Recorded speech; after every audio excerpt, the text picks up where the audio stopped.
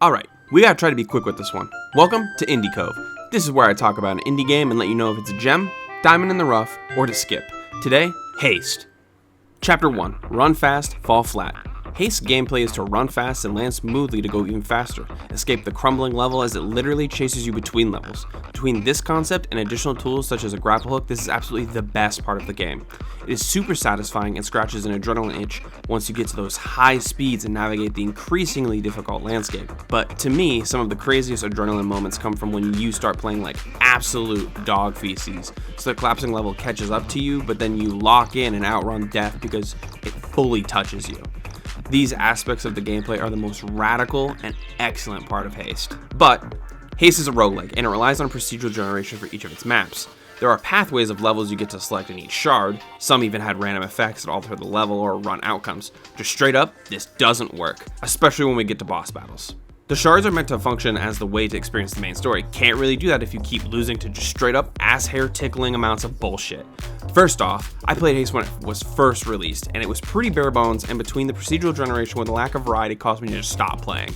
But I wanted to make a video, so I strapped in for this high-speed gameplay and kept hitting the same wall with new paint.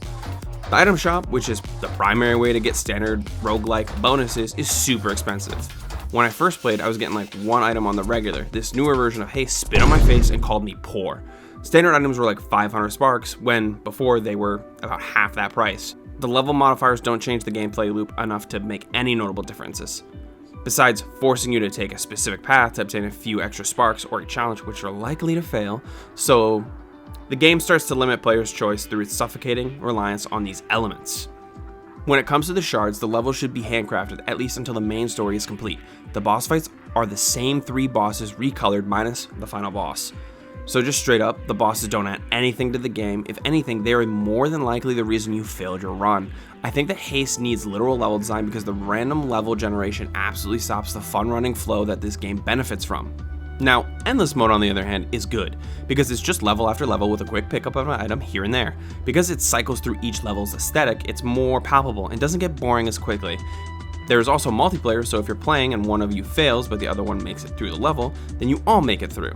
So this is a way to get through the main story more effectively if that's something you care about. The multiplayer is fun, but it didn't stop the issues that remained. Haste is about going fast and entering a flow that feels satisfying, and between struggling elements of the level design and unnecessary roguelike features, the gameplay is not fully utilized. Chapter 2, Flow State.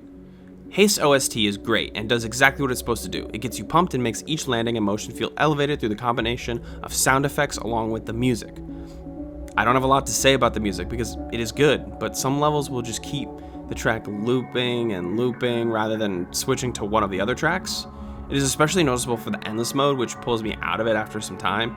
It would be better if it switched after a few levels, but it just didn't. To note though, the music becomes distorted as the collapsing world catches up to you, which hypes you up to try and get that banger back online before it turns off because you died and you suck.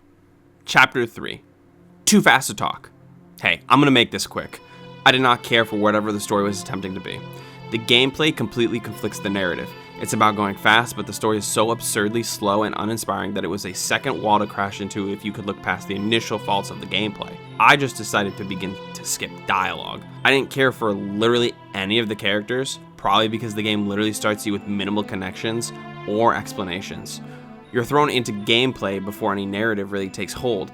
Like, I think you're supposed to feel something for each of the characters who have lost their homes, but they feel disconnected. I'll be so honest, I haven't even beat this game, and I don't think I will. The narrative and gameplay made me feel disconnected. Literally, this is not a game to play for its narrative. Honestly, skip Haste. It had a lot of potential, but the faults of the gameplay and the narrative weighed down any speed this indie title could have had. The sound and music of this game aren't definitive enough to help it from stumbling and falling to the wayside.